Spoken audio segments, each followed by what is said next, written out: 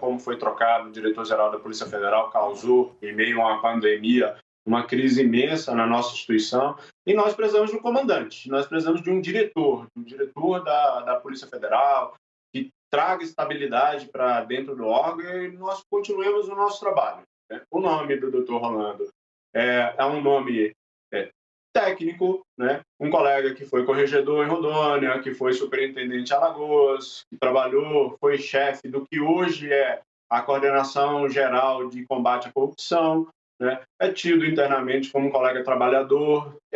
O conceito que temos internamente, que foi escolhido para trabalhar na ABIN por ser uma pessoa que resolve problemas, que é dinâmica, que procura soluções rápidas, enfrenta os problemas. Então, com esse perfil, é um colega que acredito que terá bastante apoio interno. Obviamente, isso aí não significa carta branca, até porque carta branca não se dá a ninguém. Nós vamos acompanhar o nosso novo diretor-geral, apoiá-lo em tudo que fortalecer a Polícia Federal. Espero que ele tenha um ambiente de tranquilidade o máximo possível para fazer a gestão dele. Esperamos que o governo federal mantenha a distância republicana necessária para deixar a Polícia Federal fazer o trabalho dela. Um conceito que nós usamos lá atrás, nós vamos voltar e repetir bastante, que deixa a Polícia Federal trabalhar. Edvandir, o senhor mesmo citou instabilidade. A Basília, quando falou também ali no comentário dela, falou muito sobre instabilidade na PF. Lembrando que essa história começou com a exoneração do Maurício Valeixo lá atrás, e depois a gente teve o nome do Ramagem suspenso e agora então o nome do Rolando Alexandre, que chega no meio dessa desestabilidade. Exatamente, no meio desse turbilhão, dessa crise, assumindo um desafio muito grande, né? É um desafio enorme, talvez o maior desafio da carreira de qualquer delegado que fosse nomeado para a direção-geral nesse momento. É como nós dissemos sempre, o processo de escolha está equivocado na legislação, teria que ser uma escolha de nomes apresentados pela instituição, pelos delegados de Polícia Federal e com mandato. Nós vamos agora lembrar que nós vamos para o 4º diretor-geral em apenas em menos de 3 anos. Isso não faz bem para ninguém. Né? Esperamos que o Dr. Rolando tenha estabilidade e que tenha as habilidades necessárias, né, inclusive psicológicas, para enfrentar esse momento. Basília, imagino que você esteja cheia de perguntas aí também, né? Pois é, que quando a gente fala da Polícia Federal, normalmente a gente foca nas questões ligadas à investigação e todo esse imbróglio político, né, doutor Paiva?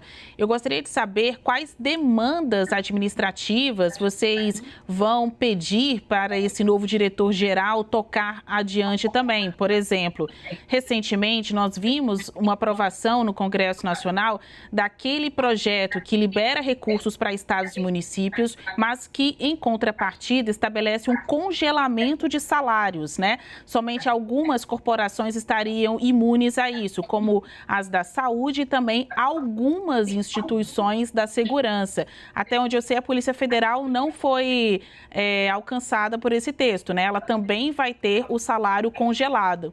O senhor acha que essa é uma reivindicação que vocês irão levar ao novo diretor-geral?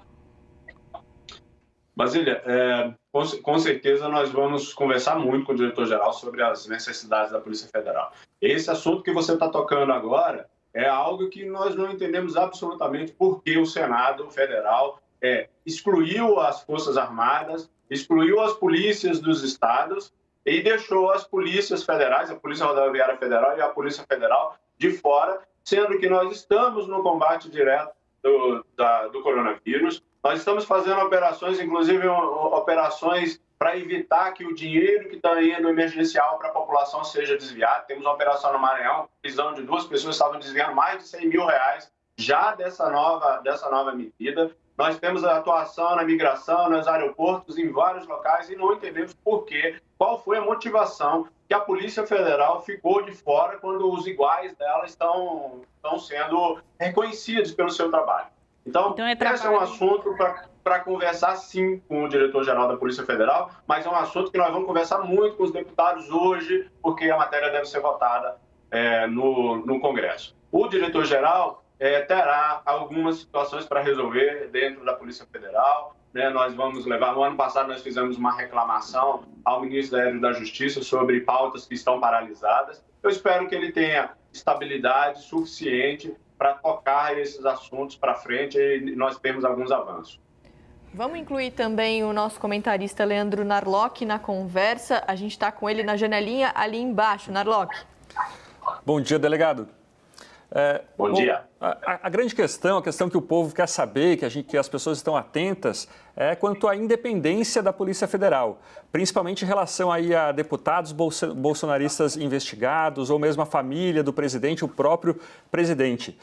Na sua opinião, esse novo diretor-geral, vindo aí de uma ala muito próxima do presidente, ele vai manter essa independência? E caso ele não mantenha, como que a gente vai ficar sabendo? Os superintendentes da Polícia Federal, eles provavelmente vão se mexer, né?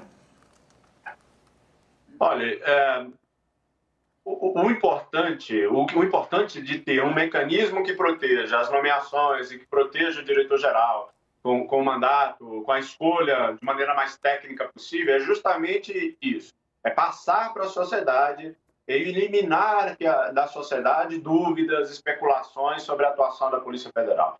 O doutor Rolando entra num momento em que todo mundo, não somente a Associação dos Delegados Federais, está de olho, está preocupado. Qualquer ação dele terá interpretações X, Y, Z. Nós, da associação, vamos estar acompanhando atentamente todas as movimentações do novo diretor-geral e esperamos que ele tenha. E acreditamos, não só esperamos, acreditamos que o doutor Rolando tenha nas veias aquele sentimento da nossa cultura institucional. Nós não aceitamos intervenções na Polícia Federal. Nós não aceitamos falas sobre a Polícia Federal, que a Polícia Federal é minha, que eu faço, que ela vai fazer o que eu mando. Não é assim. A Polícia Federal é um órgão de Estado e o doutor Rolando entra com essa responsabilidade de entender, e ele entende, tenho certeza, mas de fazer efetivamente esse afastamento institucional do governo federal funcionar, de fazer a Polícia Federal continuar sendo interpretada pela sociedade como uma polícia de Estado. Inclusive, essa pergunta do Narlock era a pergunta da Carla aqui na nossa hashtag Live CNN Brasil, justamente sobre essa questão da independência da Polícia Federal, da autonomia, né? Exatamente. Basília, você deve ter outra pergunta, né? Você deve ter várias, na verdade. Escolhe uma aí. Pois é, até entender esse desafio para vocês, porque pelo histórico do Rolando Alexandre, eu até agradeço estar com o nome dele escrito aqui na tela, porque às vezes eu misturo os Alexandres, né? Então, pelo histórico do Rolando Alexandre, ele está vindo da ABIN, que é um órgão de assessoramento do presidente da República, que trabalha com as informações de inteligência, né, que vão para o Palácio do Planalto. Agora, ele vai ter que mudar o lado, né, assim, virar a chave. Ele vai para o comando da Polícia Federal, onde a instituição trabalha com informações que não podem ser levadas para o presidente da República, pelo caráter sigiloso, muitas vezes. Eu gostaria que o senhor, como delegado experiente aí na Polícia Federal, pudesse explicar para nós aqui na CNN, sob a sua ótica, a distinção de alguém que comanda a BIM para comandar a Polícia Federal e se as informações podem se misturar, se a Polícia Federal pode sim interagir com o presidente da República. E eu queria acrescentar também, doutor, sobre a história do mandato que o senhor falou no começo, né? Eu acho que tem muito a ver com isso também. Então, essas duas interferências, e para evitar que isso aconteça, o senhor falou lá atrás na necessidade de um mandato. Qual seria esse mandato ideal? Bom, vamos lá. Vamos começar pela pergunta da Basília. Bom, Basília, você acompanha a Polícia Federal há muito tempo e você sabe que o doutor Rolando, ele é conhecido internamente pelos trabalhos que fez na Polícia Federal. E quando ele foi chamado para trabalhar com o Ramagem, com o doutor Ramagem na ABIN, nós entendemos que o doutor Ramagem estava levando uma pessoa que ele reconhecia como ser uma pessoa que resolvia os problemas, que era técnico, trabalhador, comprometido. E é essa a imagem que nós temos do doutor Rolando. Agora, a diferença. A ABIN é um órgão de assessoramento da Presidência da República. É um órgão que faz parte, inclusive, do Gabinete de Segurança Institucional da Presidência da República. A atuação da ABIN é totalmente distinta da atuação da Polícia Federal. A Polícia Federal é um órgão de Estado com várias atribuições constitucionais, a principal delas, fazer investigações sobre crimes federais. Né? E ela acaba esbarrando, inclusive como um órgão de controle do Estado brasileiro, porque muitas vezes fazem investigações que chegam aos poderes, que chegam às esferas de governo, inclusive a esfera federal. Né? Então, há uma diferença muito grande, mas o doutor Rolando tem total ciência da diferença. Né? Se há qualquer tipo de confusão em relação aos papéis das instituições, não, com certeza não será por parte de um delegado de Polícia Federal que tem um histórico de trabalhos dentro da instituição e conhece quais são, mais do que ninguém, quais são os papéis da instituição. Nós esperamos que ele passe isso à Presidência da República, passe isso ao Ministério da Justiça, falando sempre que houver algum pedido que extrapole o papel da Polícia Federal, ele diga, olha, daqui nós não podemos passar, esse trabalho aqui nós não iremos fazer porque não é o papel institucional da Polícia Federal. Delegado... Sobre o mandato é muito importante que a gente possa estabelecer para evitar esse tipo de problema. Nós estamos desde 2017 com mudanças seguidas de diretores e ninguém garante que o doutor Rolando, na primeira crise, não será trocado novamente.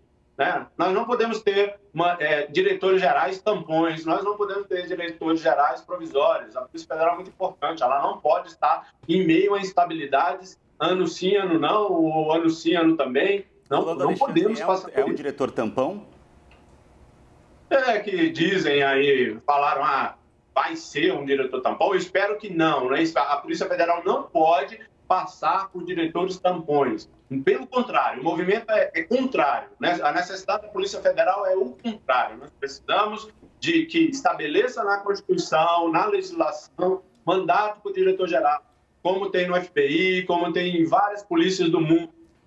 E a escolha do diretor-geral seja uma escolha técnica, nomes apresentados ao governante da vez, daqueles que têm o currículo melhor, que estão mais preparados, que nós entendemos, inclusive do ponto de vista psicológico, têm totais condições de conduzir a Polícia Federal. Nós temos que estabelecer esse tipo de medida na legislação, porque homem nenhum é capaz de garantir a autonomia de uma instituição de Estado.